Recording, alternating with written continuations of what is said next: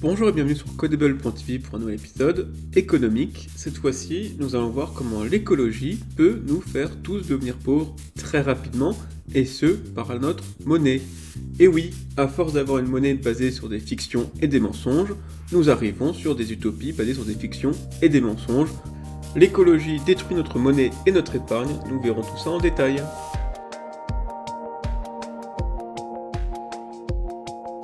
Alors en soi, l'écologisme religieux promet bien des manières pour finir pauvre, ou plutôt en sobriété choisie, pour reprendre la novlangue gouvernementale.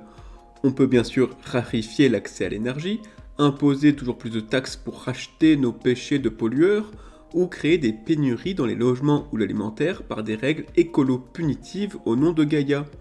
Oui, on peut le faire, et ça marche très bien, mais il y a mieux. Le dogmatisme écolo est en train de détruire notre monnaie et notre épargne.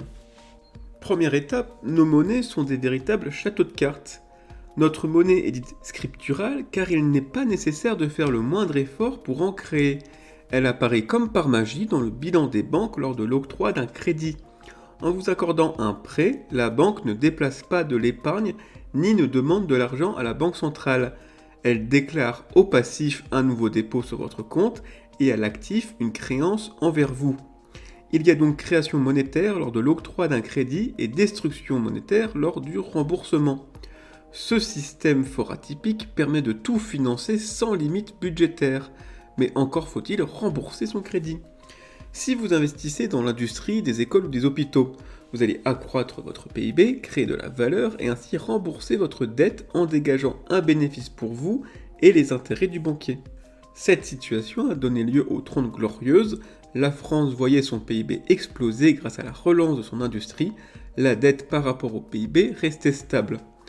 Aujourd'hui avec les 30 Piteuses, nous voyons l'inverse, le PIB n'augmente plus mais la dette explose.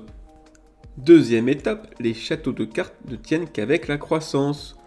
Pour en arriver là, rien de plus simple, il suffit d'investir dans des projets qui ne rapportent rien, comme les 600 milliards d'euros empruntés par Macron durant le Covid. Avez-vous vu les nouvelles centrales nucléaires, les nouveaux hôpitaux ou les programmes de recherche ? Et non, tout est parti dans des aides superflues, des vaccins douteux et des conseils médiocres de McKinsey. Ce déluge de mauvais investissements est un avant-goût de l'écologisme.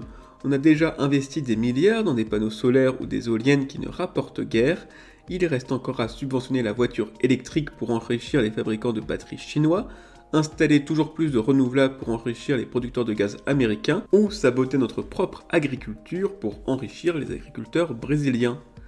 Tous ces beaux projets ont le mérite de ne pas être rentables. Alors que se passe-t-il si on ne rembourse pas le crédit ? Eh bien avec l'État, dans un premier temps, il va juste rembourser le crédit par un nouveau crédit plus grand. On retrouve ce mécanisme avec l'explosion de la dette actuelle. Cet accroissement de la masse monétaire par le crédit va créer de l'inflation. L'État peut aussi directement imprimer de l'argent par la Banque centrale. C'est le quantitative easing de la BCE, utilisé à hauteur de 3500 milliards d'euros depuis 2008. Ce second levier aussi gonfle l'inflation. L'inflation nous plonge déjà dans la pauvreté, mais le bouquet final va venir quand l'État, les entreprises ou les citoyens ne pourront plus rembourser leurs crédits. Dans ce cas, même avec une perte légère de 10% seulement, les banques font faillite, et sans doute ce qui reste de l'euro avec elles. Notre système monétaire actuel ne peut supporter des projets douteux et encore moins une décroissance.